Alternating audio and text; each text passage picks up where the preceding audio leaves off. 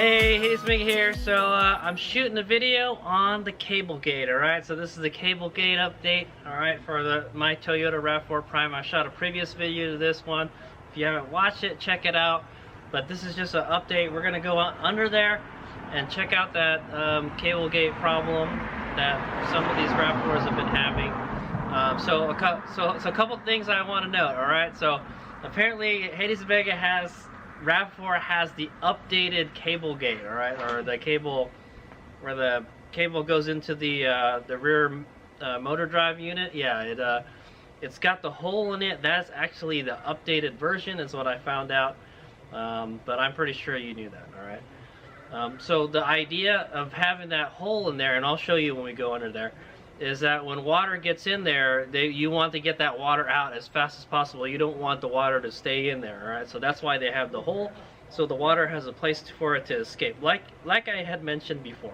Okay, I did mention that like I was probably going to drill a hole in it, all right? So anyway, when I shot that video, it was a couple months ago, and we've had like a lot of rain, all right? This is the most rain California has had in like 3 or 4 years or something. Okay, we've had like a mega drought, and we're still in kind of a drought, but we got a lot of rain, and Hazemig drove the Rav4 through a lot of rain. Okay, so we're gonna go under there, we're gonna take a look at it and see what it looks like.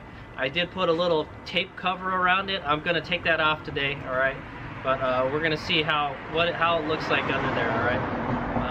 Mainly the vehicles that are affected by this corrosion problem are ones that like where it's like snowing and you got like road salts and stuff, or you got a lot of dirt and debris and stuff, right?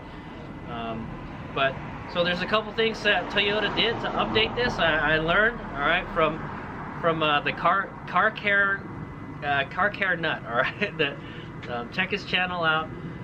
But anyway, he went over like some of the problems these Rav4s have, and in the early versions of the Rav4, they didn't have that hole for where the cable goes into the motor generator unit. They didn't have that there, all right? So that's the one that Hazemig has is actually an updated part, and also they didn't have that little splash tray, all right? That little what do you call it?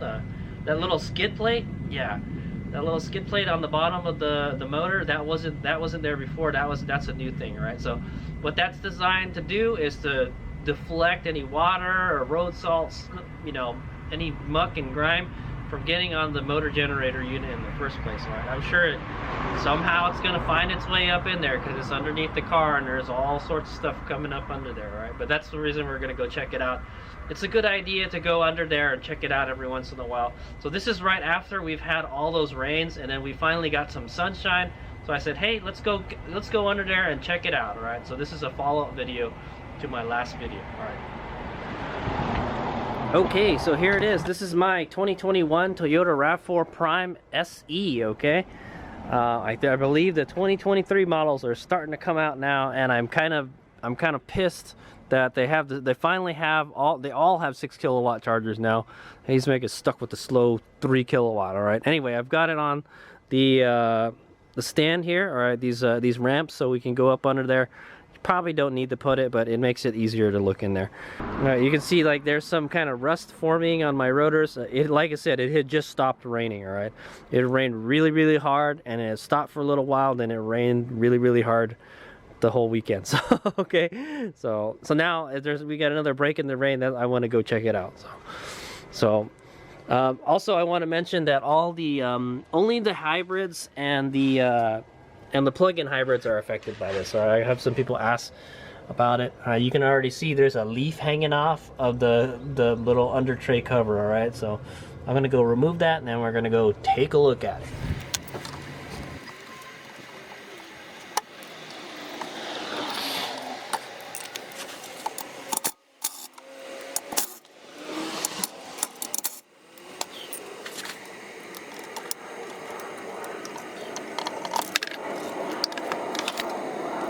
Okay, here's the cover. As you can see, there's a fair amount of dirt, and there's like a leaf stuck in here. Yeah, see, so you can see stuff still gets in there. I'm sure it helps deflect a lot of it, but yeah, you can see some sand in here. There's all sorts of stuff. So stuff will still get in there even though it has this cover, but I would rather have the cover than not have it. What Hades America will probably do is wash that off with the hose, and when we take it out again, we'll keep on noting how much stuff gets stuck in it. It's like panning for gold, right? Okay, let's go take a look at this Cablegate. All right, there it is. There she is. All right. So I don't feel any water on it. It's still got that, so what Hades Omega had done was put dielectric grease on it, is what I did, alright? So you can see it's got like a lot of grime and stuff stuck to it. The problem with that grease is it attracts dirt and all that stuff. Alright, let's take a look at the CV axles. They still look good, alright, but the main thing is we're looking at this guy, right? And you gotta look at it from the other side, not this side. Okay, there it is. There's my handiwork from last time. Alright, we're gonna remove this and then we're gonna see if Hades Omega's little modification or little trick worked, alright? Okay, so let me get some snippers, some cutters, and then we'll take all these zip ties off, and I won't put it back up. Okay, there we go. As you can see, it still looks great. It still looks great from the outside, is what I'm gonna say. The motor drive unit doesn't look like it's corroding at all. All right, I kind of don't like the casting on this thing, man. There's a lot of little micro cracks and stuff in it, but whatever. As long as it's not leaking, I don't care.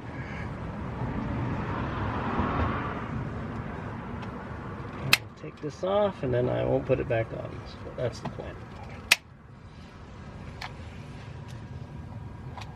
Did take a lot of work to put this on here. I just wanted to show you guys what it looks like after a lot of rain. If there's a lot of water in there, all right, condensation and stuff, that's not good. All right, we want the water to leave. All right, and it's been stopped raining for like a few days. All right, and I don't think I drove the car the last time it rained, so it's had ample time to go dry. That's what I'm gonna say. All right.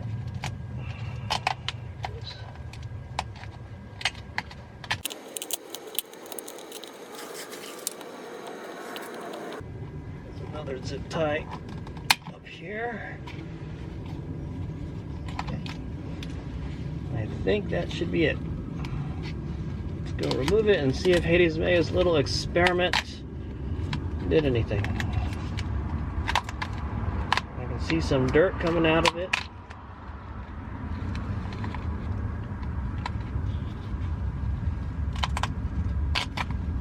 And the reason I put zip ties is because we use dielectric grease. Right? If anything, the dielectric grease definitely keeps stuff from corroding because it insulates.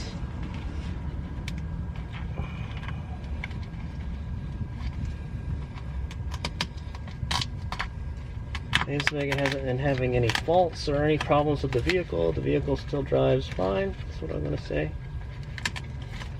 Get. Okay, I can definitely feel that grease. There we go. Okay. Took it out.